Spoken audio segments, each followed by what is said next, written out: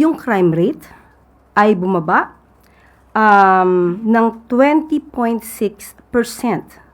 from 9,506 cases from January 6 to April 5 to 7,883 cases from April 6 to July 4. So yung mga nababalitaan po natin, dahil po sila ay mga nasa news, of course makikita natin at mababalitaan po natin, hindi po ikinatutuwa ng pamahalaan na may nangyayaring ganitong mga krimen. Kaya pinapaigting pa po ng PNP ang kanilang mandato para sa mas protektadong komunidad at mas mabilis na pagresponde sa mga nangyayaring ganitong kaganapan. May tulong po ba na ibigay doon sa supporter ni BBM?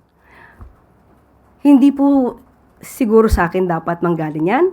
Nabanggit na po yan ng mga kaibigan nung vlogger. Sila na po ang nagpatotoo.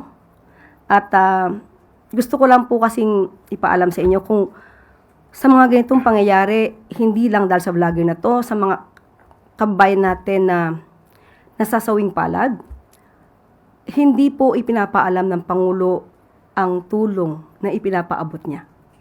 At ang tulong ay nanggagaling sa puso at hindi para mamulitika. So, hindi po namin sinasabi kung ano man yung itinutulong ng Pangulo.